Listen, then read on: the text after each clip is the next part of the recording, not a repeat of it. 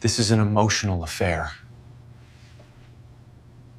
Nothing physical happened. What happens when a simple late-night ride spirals into the total destruction of a relationship?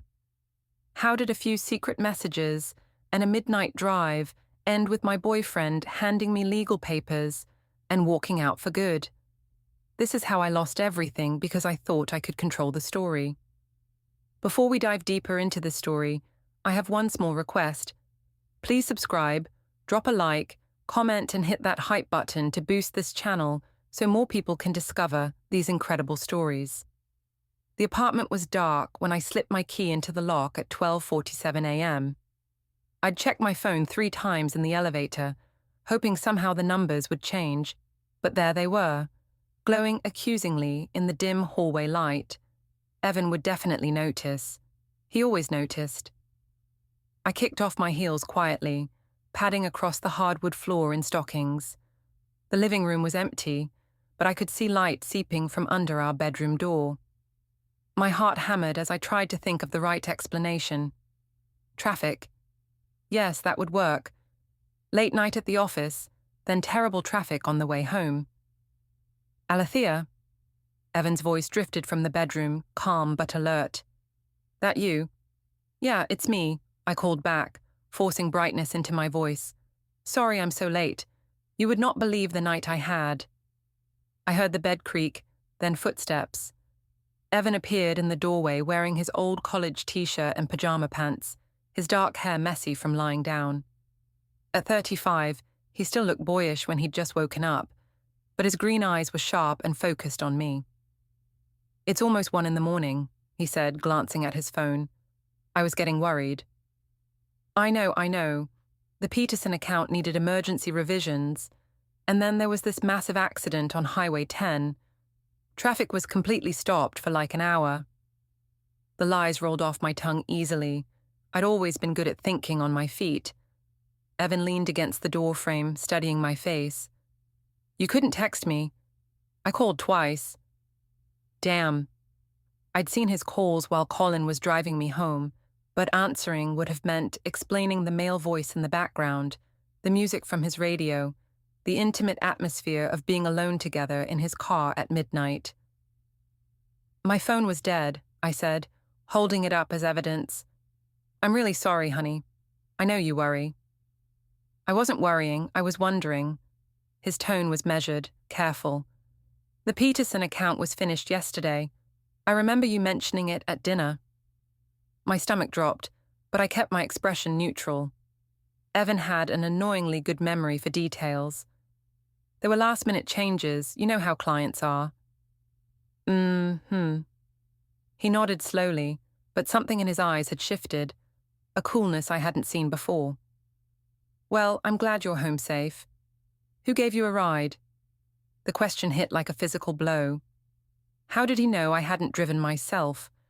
My car was in the shop, had been for 3 days, but I'd been taking the bus to work. Except tonight, when Colin had offered to drive me home after we'd stayed late talking in the break room.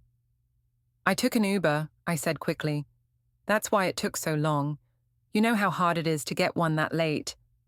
Evan just stared at me for a long moment. Then he turned and walked back toward the bedroom. I'm going to bed. We can talk more tomorrow. I stood there in the living room, my heart still racing. Something felt wrong. Evan wasn't usually this quiet, this controlled. When he was upset, he talked it out immediately. This cold distance was new and it scared me. My phone buzzed with a text from my mother. How did things go tonight? Hope Evan isn't giving you grief about working late. Men can be so controlling. I'd called her earlier, complaining about Evan's recent questions about my schedule. She'd been sympathetic, as always, taking my side without question. Margaret Drayton had never particularly liked Evan, though she tolerated him for my sake. Another text, this one from Colin. Thanks for the great conversation tonight. Hope you got in okay. See you tomorrow. I quickly deleted both messages, then plugged my phone into the charger on the kitchen counter. As I headed toward the bedroom, I heard Mia's small voice from her room. Mummy, why are you sad? I stopped at her doorway. My 7-year-old daughter was sitting up in bed, her brown curls messy from sleep, clutching her stuffed elephant. "I'm not sad, sweetheart. Why would you think that? You and Daddy were talking in worried voices. Are you fighting?" Kids picked up on everything.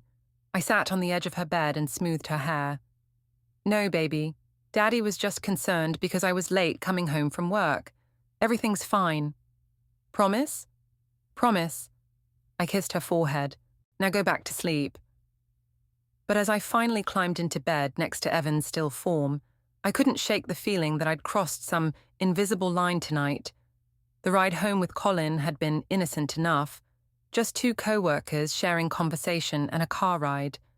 But the way he'd looked at me when he'd walked me to the parking garage, the way our hands had almost touched when I'd reached for the door handle, the way we'd sat in his car for an extra 10 minutes, talking about everything except work. Evan's breathing was deep and even beside me, but I had the strange sensation that he wasn't really asleep, that he was lying there thinking, processing, planning something. I closed my eyes and tried to push away the guilt. I hadn't done anything wrong. Not really. Colin was just a friend, a colleague. The fact that he was charming and attentive, that he actually listened when I talked about my frustrations at work and at home, didn't mean anything was happening between us. But even as I told myself this, I knew I wouldn't be mentioning Colin's name to Evan anytime soon. Some things were better left unsaid. The next morning, I arrived at the office with a plan. If Evan was going to start questioning my schedule, I needed to make sure my story held up. The Peterson account excuse had been weak. I should have known he'd remember that detail. Our logistics firm occupied 3 floors of a downtown building, and I'd worked there as an administrative assistant for 4 years. It wasn't glamorous work, but it paid well and gave me the flexibility I needed as a single mother. Well, not technically single. Evan and I weren't married, but we'd been together for 5 years and shared everything from bills to parenting duties. Colin was already at his desk when I walked past the sales department. At 29, he was one of the younger account managers, but he'd quickly made a name for himself with his easy charm and natural sales ability. He looked up as I passed and flashed that smile that had been making me feel like a teenager again. "Morning, Alethea. How are you feeling today?" "Good, thanks. Ready for another exciting day in the world of logistics." I kept my voice professional, aware of the other employees around us. "Coffee later? I wanted to run something by you about the Morrison contract." I nodded, trying to ignore the flutter in my stomach. "Sure. Break room at 10? The morning dragged by slowly. I processed invoices, answered phones, and tried to focus on work, but my mind kept wandering to last night's conversation with Evan. His unusual coldness bothered me more than I wanted to admit. At 10 sharp, I headed to the break room. Colin was already there, pouring coffee from the machine. "So, about Morrison," I started, but he held up a hand. "Actually, I lied about Morrison. I just wanted to check on you. You seemed a little stressed last night when I dropped you off." I glanced around to make sure we were alone, then lowered my voice. Evan was asking questions about why I was so late, who drove me home. I think he's getting suspicious. "Suspicious of what? We're just friends." Colin handed me a cup of coffee, his fingers brushing mine briefly. "Unless there's something you're not telling me." The way he looked at me made my cheeks warm. "Of course not. It's just, Evan can be jealous, controlling. He doesn't like me having male friends." "That's not healthy, Alethea. You're a grown woman. You should be able to have friendships without getting the 3rd degree." I sipped my coffee and nodded. Colin always understood. Unlike Evan, who questioned everything, Colin accepted me as I was. He made me feel appreciated, interesting, valued. "Maybe I should have been more upfront about our friendship," I said. "But you know how men can be. They assume the worst." "His insecurity isn't your responsibility to manage." Colin leaned against the counter, his blue eyes serious. "You work hard. You're dedicated to your family. You deserve to have people in your life who recognize that. Before I could respond, Janet from HR walked in. She glanced between us with a knowing look that made my stomach clench. "Morning, you two. Burning the midnight oil again?" She poured herself coffee, her tone casual but pointed. "Just discussing the Morrison account," Colin said smoothly. "Mm-hmm." Janet stirred sugar into her cup. "Alethea, I meant to ask you about your timesheet from yesterday. It shows you clocked out at 4, but security mentioned you were still here after 7. Just want to make sure we have accurate records." My face burned. "Oh, I forgot to clock back in after my break. I stayed late to finish some filing." "No problem. Just remember to keep track of your hours. We want to make sure you're compensated properly." Janet's smile was friendly, but her eyes were sharp. After she left, Colin and I stood in uncomfortable silence for a moment. "People are noticing," I said quietly. "Let them notice. We're not doing anything wrong." But the seed of worry had been planted. I spent the rest of the morning hyper-aware of every glance, every whispered conversation that stopped when I walked by. Was I being paranoid, or were people actually talking about Colin and me? At lunch, I called my mother from my car. "Alethea, honey, how are you? Did you smooth things over with Evan?" "I think so, but Mom, he's getting worse. Last night he interrogated me like I was a criminal, just because I was late from work." "That's completely unacceptable. You're working hard to support your family, and instead of being grateful, he's treating you like you can't be trusted." Margaret's indignation on my behalf felt validating. "He used to be more understanding, but lately, it's like he's looking for reasons to doubt me." Men do that when they're feeling insecure about themselves. Evan's been at the same job for years, making the same salary. Maybe he's jealous that you're building relationships at work, advancing your career. I hadn't thought of it that way, but it made sense. Evan had been passed over for a promotion last month. Maybe his suspicion was really about his own professional frustrations. "I just wish he trusted me more," I said. "Trust has to be earned, and frankly, I'm not sure Evan has earned the right to question you. You've been nothing but loyal and supportive.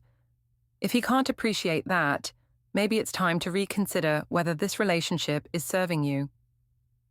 The suggestion sent a chill through me, even though I'd been having similar thoughts lately. We have Mia to think about. Mia deserves a mother who's happy and respected.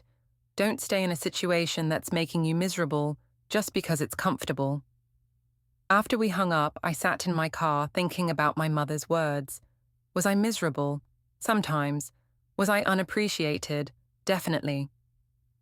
Evan took me for granted, assumed I'd always be there no matter how he treated me. Colin, on the other hand, made me feel special. Interesting. Alive in a way I'd forgotten was possible. My phone buzzed with a text from an unknown number. "You should be more careful. Parking garage cameras see everything." My blood turned to ice. I read the message 3 times, trying to make sense of it. Someone had seen Colin drop me off last night. Someone was watching. I quickly deleted the message and looked around the parking lot, suddenly feeling exposed and vulnerable. Who would send something like that? And what exactly had they seen? The afternoon crawled by in a haze of anxiety. Every time someone looked at me, I wondered if they knew something. Every whispered conversation felt like it was about me. By 5 o'clock, I was desperate to get home and pretend this day had never happened. But as I waited for the bus, Colin appeared beside me. "Want another ride? I'm heading your direction anyway." I should have said no. Should have made an excuse, taken the bus, avoided any more speculation or anonymous threats. Instead, I heard myself saying, "That would be great, thank you." Because in that moment, Colin's warm smile and easy companionship felt like the only bright spot in an increasingly complicated day. By Friday, I was desperate to talk to someone who would understand my situation.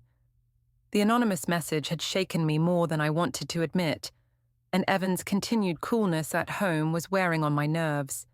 He wasn't confrontational. That would have been easier to handle. Instead, he was politely distant, responding to my attempts at conversation with brief answers and distracted nods. I arranged to meet my mother and two close friends, Lisa and Carmen, at our usual coffee house downtown. The Grind was a cozy place with mismatched furniture and local art on the walls, the kind of spot where you could settle in for hours without anyone bothering you. Margaret arrived first, as always. At 61, she was still an attractive woman who took pride in her appearance. Her silver hair was perfectly styled, her makeup flawless despite the early hour. She stood and embraced me as I approached our usual table in the corner. "Darling, you look tired. Is that man still giving you trouble?" "It's getting worse, Mom. I feel like I'm walking on eggshells in my own home." Lisa and Carmen arrived together, both carrying large coffee cups and wearing sympathetic expressions. I'd known them since college, and they'd been my sounding board through every relationship drama over the years. "Okay, spill," Carmen said, settling into her chair. "Your text sounded urgent." I launched into the story, carefully editing the details. I told them about Evan's suspicious questions, his cold behavior, his unreasonable jealousy over my work friendships. I painted myself as the victim of an increasingly controlling partner who couldn't handle my professional success. "He actually accused me of lying about staying late at work," I said, letting hurt creep into my voice. "Like I would make up having to work overtime. Who does that?" "Someone who's deeply insecure," Margaret said firmly. "I've always worried about Evan's possessive tendencies." Lisa frowned. "Has he always been like this? I thought you guys were solid." "It's gotten worse lately. I think he's threatened by the fact that I'm building relationships at work, being recognized for my contributions. He's been stuck in the same position for years." "That's his problem, not yours," Carmen said. "You can't dim your light just because he's afraid to shine." The validation felt wonderful. These women understood what I was going through, saw the situation clearly. Unlike Evan, who twisted everything to make me the villain. "There's this guy at work, Colin, who's been really supportive. He actually listens when I talk about my projects, treats me like an equal. And Evan is so jealous he can barely stand to hear Colin's name." "Of course he is," Margaret said. "He knows he's not measuring up, so instead of improving himself, he's trying to isolate you." "Exactly. Colin is just a friend, but Evan acts like I'm having some torrid affair. It's ridiculous." I was getting worked up now, feeding off their support and agreement. It felt good to finally have people who understood, who validated my feelings instead of questioning my every move. Last night, Colin offered me a ride home because my car's in the shop, and Evan interrogated me like I'd committed a crime. "Who gave you a ride? Why didn't you text? Why were you late?" On and on. "That's emotional abuse," Carmen said seriously, "making you feel guilty for normal, innocent interactions." "I've been telling her that for months," Margaret added. "Alethea deserves better than this constant suspicion and criticism." Lisa looked thoughtful.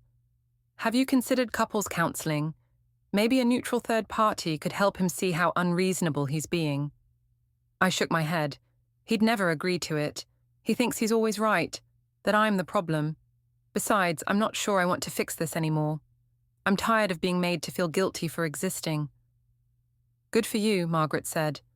"You're too young and vibrant to waste your life with someone who doesn't appreciate you."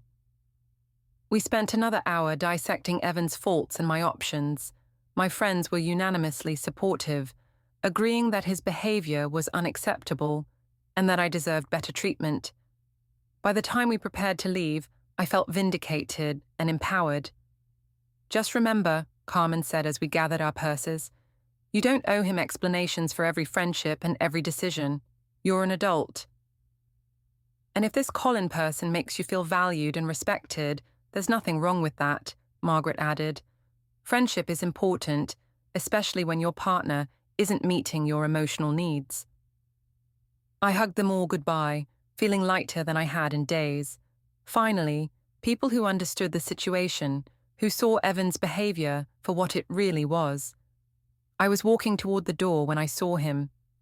Evan was sitting at a small table near the window, partially hidden behind a pillar. Our eyes met across the crowded coffee house, and the expression on his face made my blood freeze. He'd heard everything, every complaint, every criticism, every detail I'd shared about our private life. He stood slowly, his face pale and tight with something I'd never seen before. Not anger, that would have been easier. This was deeper, hurt, betrayal, disgust. He walked past our table without a word, past me standing frozen by the door, and out into the bright afternoon sunlight. "Was that Evan?" Lisa asked, appearing at my elbow. I nodded, unable to speak. "Oh, honey," she said softly. "How much do you think he heard?" Everything, I thought. He heard everything. My phone was already buzzing with a text from him. "We need to talk, tonight, after Mia's asleep." I stared at the message, my earlier confidence evaporating. The look on his face replayed in my mind, the shock, the pain, the cold calculation that had replaced his usual warmth. For the first time since this whole thing started, I wondered if I'd made a terrible mistake. The apartment felt like a minefield when I got home. Evan was in the kitchen making dinner, moving with mechanical precision as he chopped vegetables for Mia's favorite pasta dish. He looked up when I entered, his expression neutral, but his eyes guarded. "How was your day?" he asked as if nothing had happened. "Fine, good." I set my purse on the counter, hyper-aware of my phone inside it. "Smells good." Mia's been asking for spaghetti all week. We moved around each other carefully, maintaining the pretense of normalcy. Mia chatted about her day at school, oblivious to the tension crackling between her parents. I helped her with homework while Evan finished cooking, both of us performing our usual roles, while something fundamental shifted beneath the surface. After dinner, Evan gave Mia her bath and read her bedtime stories. I cleaned the kitchen, my anxiety building with each passing minute. The confrontation was coming, and I had no idea how to handle it. At 9:30, Mia's bedroom door finally closed. Evan appeared in the living room, his face serious but controlled. "We need to talk," he said, settling onto the couch across from me. "About what?" "About what I heard at the coffee house today." I'd spent hours preparing for this moment, crafting explanations and justifications, but faced with his steady gaze, the words tangled in my throat. I was venting to my friends. Everyone needs to blow off steam sometimes. "Blow off steam." He repeated the phrase slowly, as if testing its weight. "Is that what you call sharing intimate details of our relationship with your mother and friends? Painting me as some kind of controlling monster?" "I never said you were a monster. You said I was emotionally abusive, that I interrogate you like a criminal, that you're tired of being made to feel guilty for existing." His voice remained calm, but I could see the hurt underneath. "Those were your exact words, Alethea." Heat flooded my cheeks. I was frustrated. "You have been suspicious lately, asking all these questions." "Because something felt wrong." He leaned forward, his green eyes intense. "Because the woman I've shared my life with for 5 years has been lying to me. I haven't lied about anything important." "Haven't you?" He pulled out his phone, scrolling through something. "Your car went into the shop on Tuesday. You've been taking the bus to work, except Wednesday night, when someone drove you home at nearly 1 a.m. My mouth went dry. "How do you—" "The parking garage has security cameras, Alethea, motion-activated with timestamps. Would you like to guess what they show?" The room seemed to tilt around me. "You've been spying on me?" "I've been trying to understand why my girlfriend has been lying to me." His voice hardened slightly. "The cameras show a silver Honda Accord dropping you off at 12:43 a.m. on Wednesday night. The same car that picked you up after work yesterday. Want to tell me who drives a silver Honda Accord?" I couldn't breathe. The anonymous text message suddenly made perfect sense. Someone else had access to those security feeds. Someone had been watching, documenting, preparing to expose me. "It's not what you think." "Then tell me what it is, because from where I'm sitting, it looks like you've been getting rides from someone you don't want me to know about, someone you're comfortable being alone with until almost 1 a.m. "His name is Colin. He's a coworker. My car was in the shop, and he offered me a ride. That's all. Colin. Evan nodded slowly. The supportive guy from work who treats you like an equal. The one I'm supposedly so jealous of. My stomach dropped. He'd heard that part too. There's nothing going on between us. We're just friends. Friends don't usually require lies and cover stories. He stood up, pacing to the window. If it's innocent, why didn't you just tell me? Hey, Evan, my coworker Colin gave me a ride home. Simple, honest, done. Because I knew how it would sound, I thought. Because I knew you'd ask questions I didn't want to answer. I knew you'd overreact, make it into something it wasn't. Like I'm doing now? Yes. He turned back to me, and something in his expression made my blood chill. Show me your phone. What? Your phone. If there's nothing to hide, show me your messages with Colin. Panic flared in my chest. That's a complete invasion of privacy. I'm not showing you my phone. Why not? Because it's the principle of the thing. You don't get to demand access to my private communications just because you're feeling insecure. Insecure. He laughed, but there was no humor in it. That's what this is about? My insecurity. Isn't it? You're threatened by my friendship with Colin, so you're trying to control who I can talk to, who I can spend time with. I'm trying to understand why my partner is lying to me about where she is and who she's with. I'm not lying. You told me you took an Uber home Wednesday night. That was a lie. You told me your phone was dead, which is why you didn't answer my calls. But your phone records show you were texting during that exact time period. The room spun around me. You checked my phone records? They're on our shared account, Alethea. I pay the bill. I have access. I felt trapped, cornered by evidence I hadn't even known existed. So what? You're building some kind of case against me, collecting proof like I'm a criminal? I'm trying to save our relationship by getting to the truth. His voice broke slightly. But you won't let me. Every question is met with deflection, every concern dismissed as jealousy or control. Because that's what it is. Then prove it. Show me your phone. We stared at each other across the living room. My phone sat in my purse on the kitchen counter, containing weeks of increasingly intimate messages with Colin. Nothing explicitly romantic, but anyone reading them would see the emotional connection building between us. The late-night conversations, the personal details shared, the subtle flirtation that had been growing stronger each day. No, I said finally. I won't be treated like a suspect in my own relationship. Evan nodded slowly, as if my refusal confirmed something he'd already suspected. He walked to our bedroom and returned with a manila folder. What's that? He opened it and pulled out several sheets of paper. Printouts of your text messages from Wednesday night. The night you claimed your phone was dead. My vision blurred. How did you get those? Does it matter? He sat back down, spreading the papers on the coffee table between us. Would you like me to read them out loud, or do you want to explain them yourself? I couldn't move, couldn't speak, couldn't think. There they were in black and white, my messages with Colin from that night. The flirtatious banter, the complaints about Evan, the planning of our next work meeting.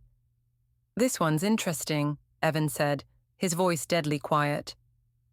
11:47 p.m. Colin says, I wish we could talk like this every night. Your response, maybe someday we can. What exactly did you mean by that, Alethea? The words hung in the air between us like a poison cloud. I opened my mouth to explain, to justify, to somehow make it sound innocent, but nothing came out. Or this one, he continued. Colin, your boyfriend doesn't deserve you. I'm starting to realize that. Tell me, how is that just friendship? You're taking them out of context. What context makes this acceptable? He held up another page. You told him about our fight last week, about our financial problems, about Mia's anxiety issues. You shared our private family business with a man I've never even met. Each accusation hit like a physical blow.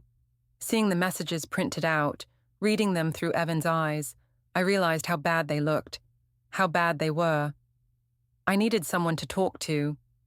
You had me to talk to. I'm your partner, Alethea. I'm supposed to be the person you turn to when you're struggling. But you're part of the problem.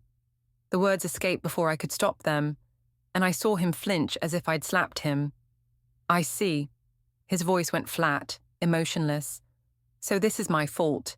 Your lies, your secret relationship, your complete betrayal of trust, all my fault.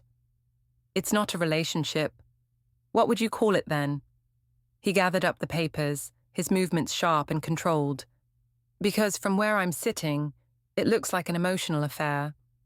You're sharing intimacies with another man, seeking validation from him, instead of working on our problems together.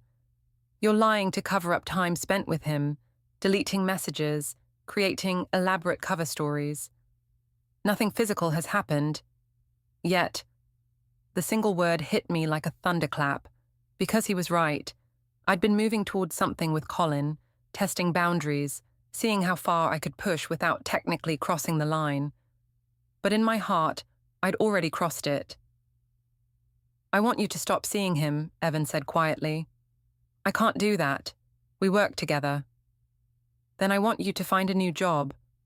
That's completely unreasonable. Is it? He stood up, the papers clutched in his hand. Is it unreasonable for me to ask my girlfriend to stop having an emotional affair? It's not an affair. Then what is it, Alethea? Because whatever it is, it's more important to you than our relationship, more important than our family. I heard footsteps in the hallway and turned to see Mia standing in her pajamas, tears streaming down her face. Why are you yelling? She whispered. The sight of our daughter's frightened face broke something inside me. I rushed to her, gathering her into my arms. We're not yelling, baby. We're just having a discussion. You sounded mad. Are you getting divorced? No, sweetheart. Everything's okay. But over Mia's head, I saw Evan's face, and I knew everything was not okay. Nothing was okay, and I had no idea how to fix it. The next morning, I woke up alone. Evan's side of the bed was cold, the sheets barely wrinkled. I found him in the kitchen, fully dressed, making coffee with mechanical precision. Did you sleep at all? I asked. Not much. He didn't look at me, focusing intently on measuring coffee grounds. I've been thinking.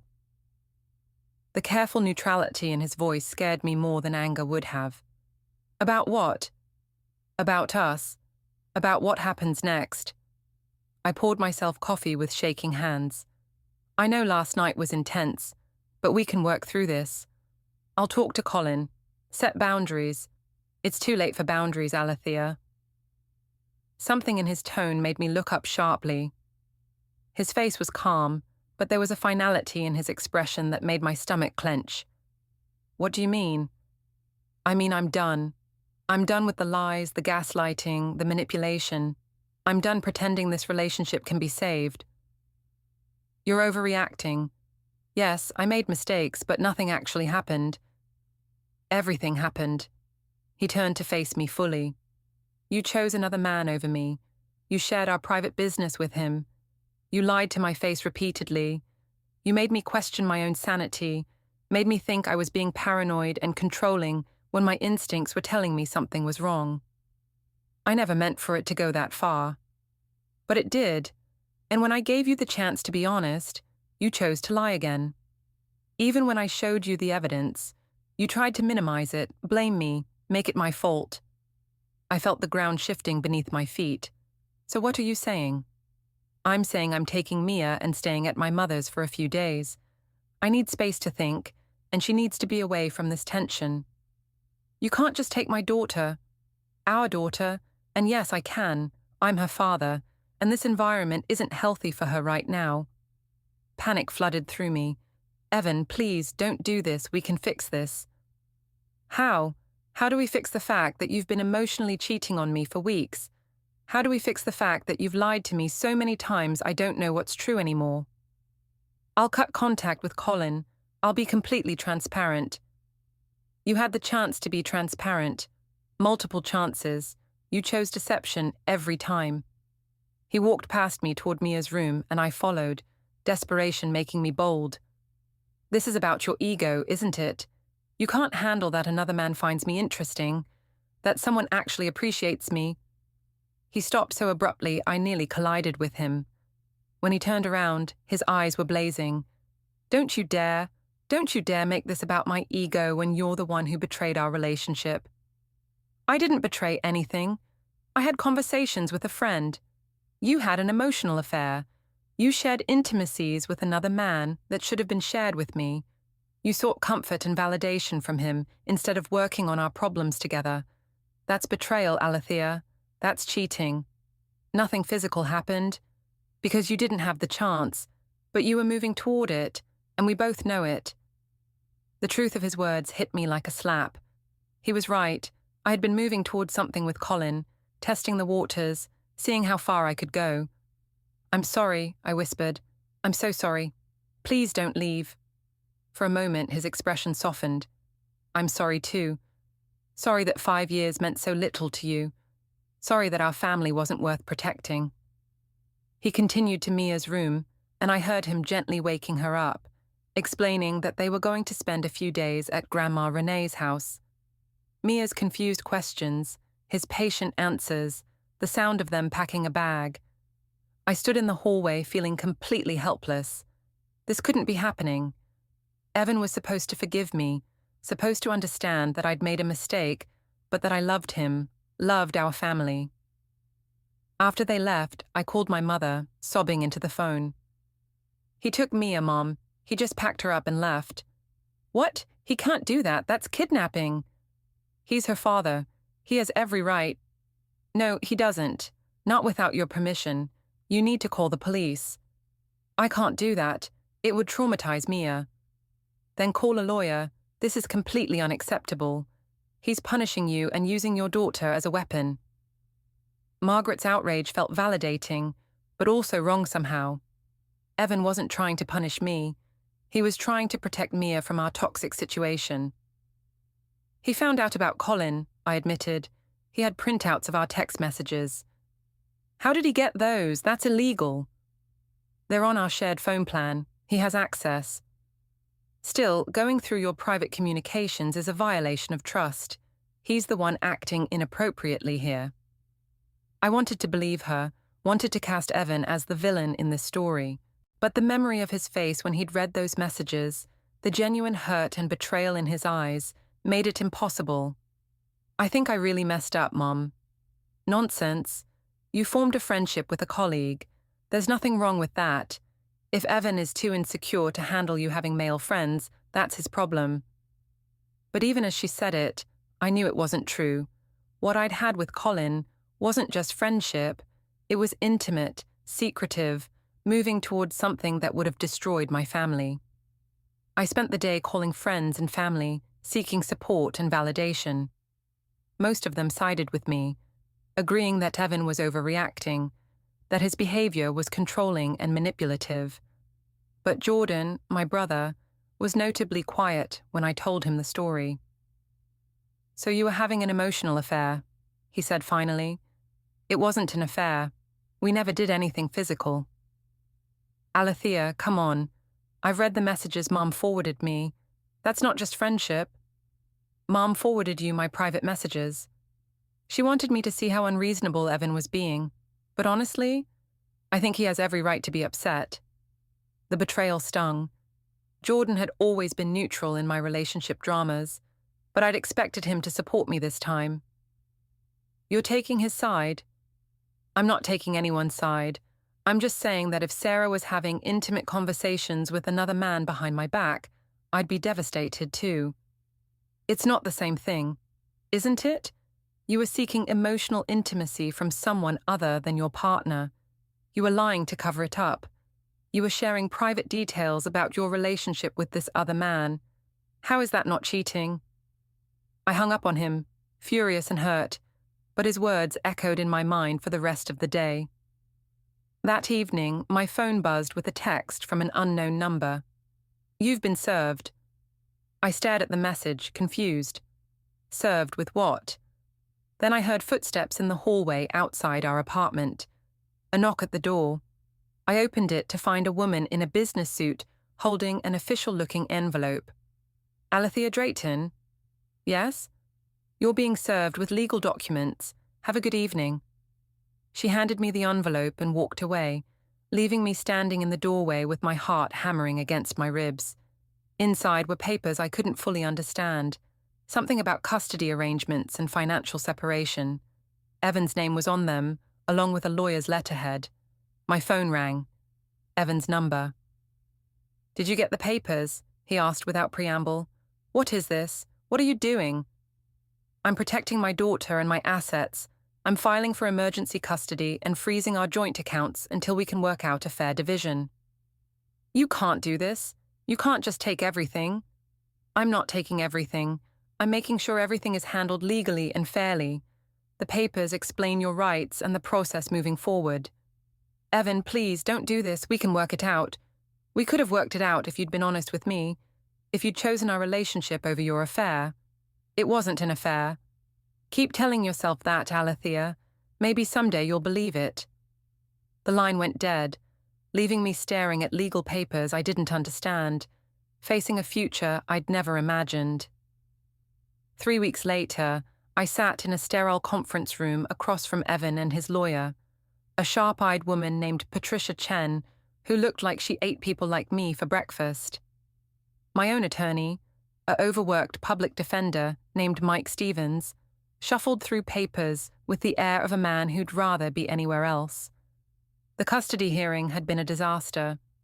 Evan had presented a compelling case: stable income, consistent parenting history, and a home environment free from the drama that had consumed our apartment.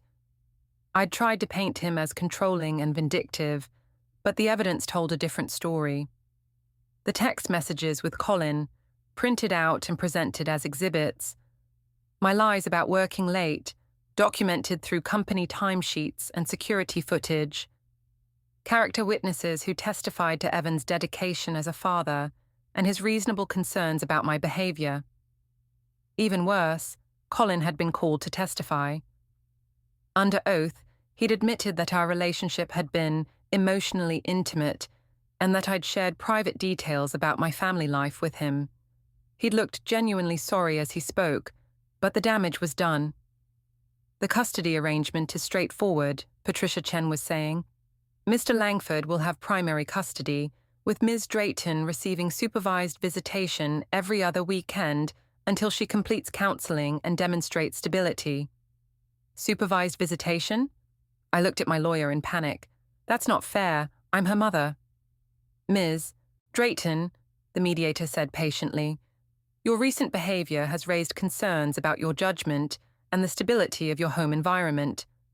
The supervised visits are temporary, pending your completion of the court-ordered counseling program." I turned to Evan, desperate.